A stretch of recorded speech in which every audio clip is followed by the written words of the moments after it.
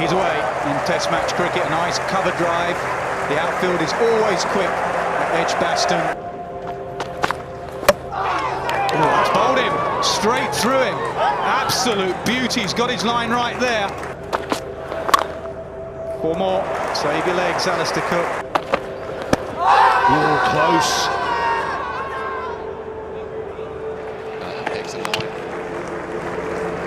A mistake by on-field umpire Murray Erasmus, corrected by third umpire Chris Gaffney. Nicely played. Oh, that's nicely timed and nicely placed too. Well, that's a good shot.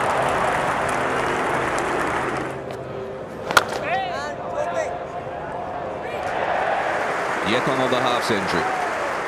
In the end, England's session, the West Indies. So with the partnership worth 69, Cook and Root resumed after the first break, looking to stretch England's total, with the Windies desperate for the pink ball to do something. Very clever shot.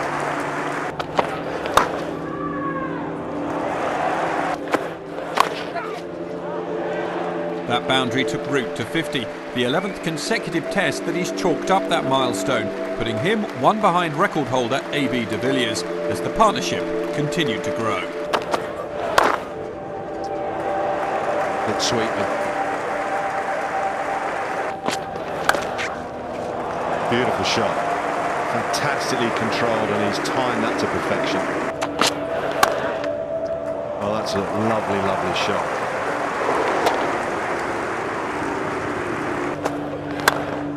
That's 4.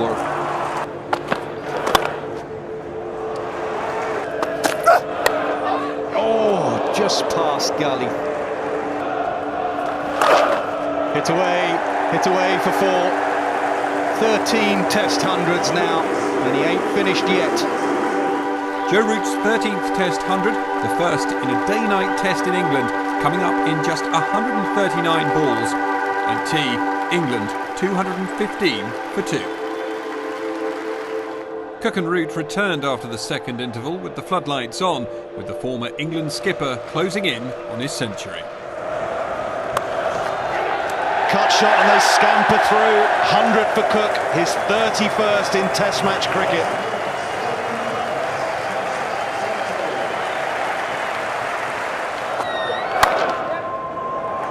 Easy as you like. Seen that 1,000 times in the last 15 years from Alistair Cook. All gone. Full and straight, and Windies have the breakthrough. It's Joe Root who has to depart. It's a good shot. That's 4. Swing or no swing, that's 4.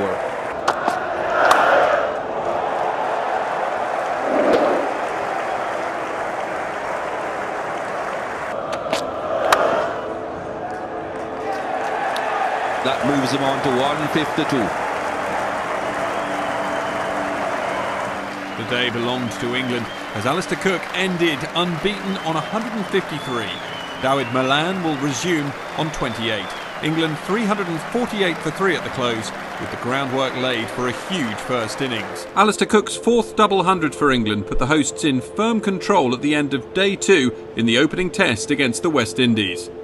Largely blue skies over Birmingham greeted the players on day 2 of the opening test, the hosts picking up on 348 for 3 at the start of play. There were some forlorn glances to the sky from the visitors in hope of divine inspiration or perhaps climactic intervention. Not so from Malan and Cook, however, both of whom were keen to build on their overnight platforms.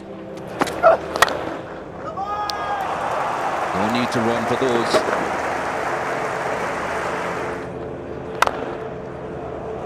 Well, that's as straight as he can be. Just punch down the ground, minimum of effort, almost a maximum of rewards. Oh, that's beautiful.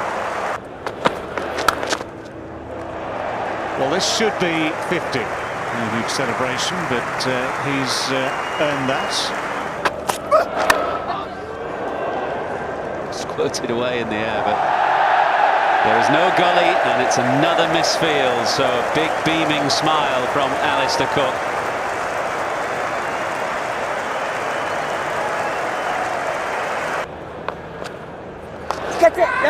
Oh, gone. Disappointment for Milan.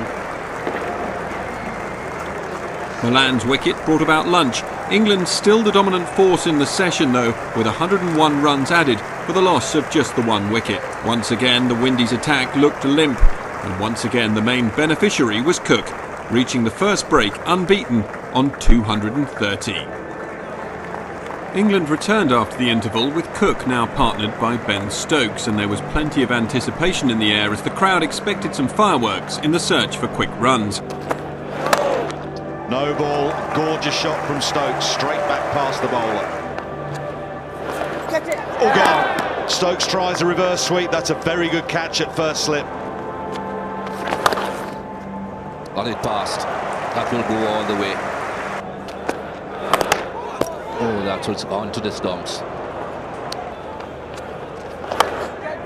Well, he likes the spinners, but this time it may have cost him. It has. Oh, close from round the wicket, very close. Given not out. Bowler wants to review it, captain wants to review it. X and Y. Wickets hitting. Yeah, overruled by the on-field umpire. Cook the outstanding performer for England with that knock of 243. Joe Root also impressing with his century on day one, and Dawid Malan with a maiden test half-century, the other main contributor. So, that left a tricky 40-minute period for the Windies ahead of the tea break. Edged, I think. Huge appeal. Brathwaite has the option to review. He chooses not to. A bit too straight. Anderson just looking for the magic delivery. Oh, down. Anderson with the breakthrough, but it could have been even better had that one to Stokes off Broad stuck. Windies 13 for 1 at tea, and a tough final session to come. The conditions remained overcast into the final session. Powell and Hope returning to look to see the West Indies through to close. Nice shot, clipped the length very quickly. Oh, just short maybe. Moeen Ali moving low and to his left.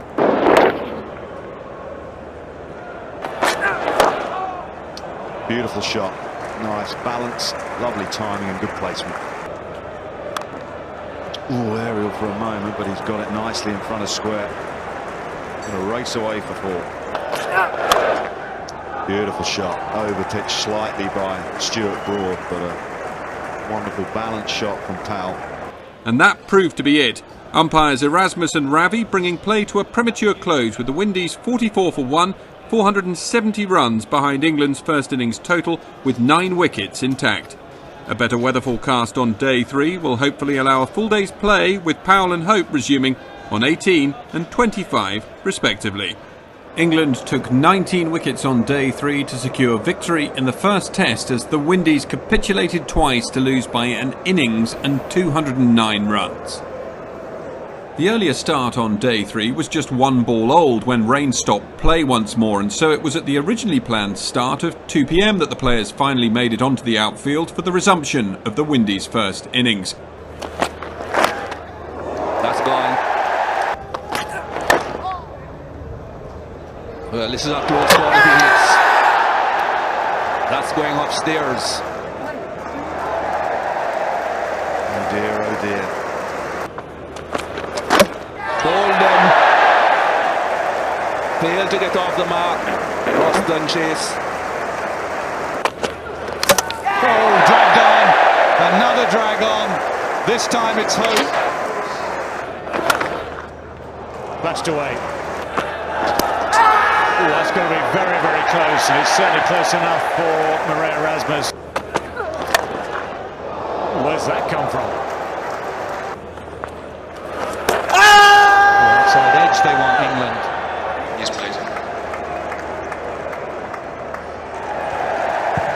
Yeah, he's not happy, Jason Holder.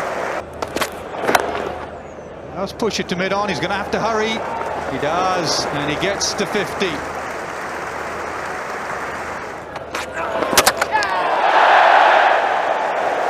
not good enough to keep out the good balls, and Stuart Broad will eventually get him out.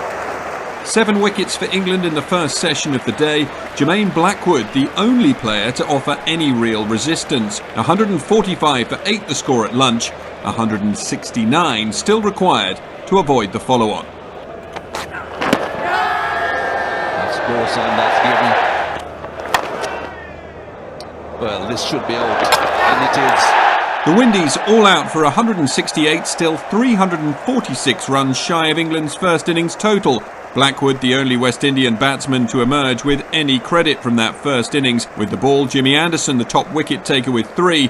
Broad and Roland Jones with a brace apiece, 1 for Moeen and 2 run-outs. There was little debate before Joe Root decided to press on for victory by putting the Windies back in. Up and over the infield. Very airy-fairy though. Gone. Safe hands of Cook at first slip. That's a good shot.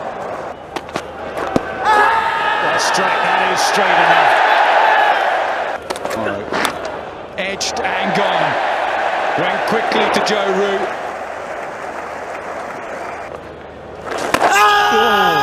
Has he hit it? Yep, they're going to have a look. Wickets hitting. Yet another disaster for the Windies on the stroke of tea.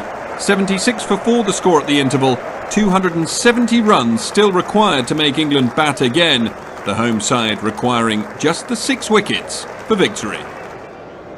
As the players headed out for the final session, there was an air of anticipation amongst the England fans.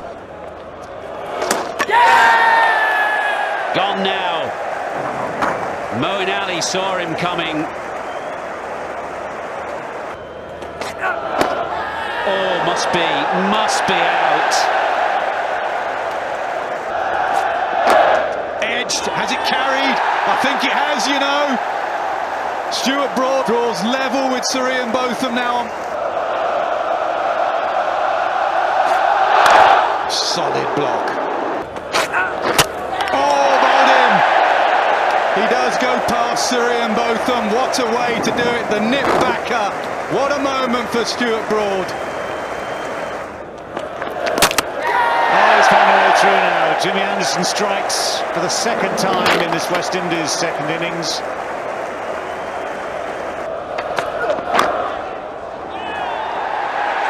Well, the catch is taken.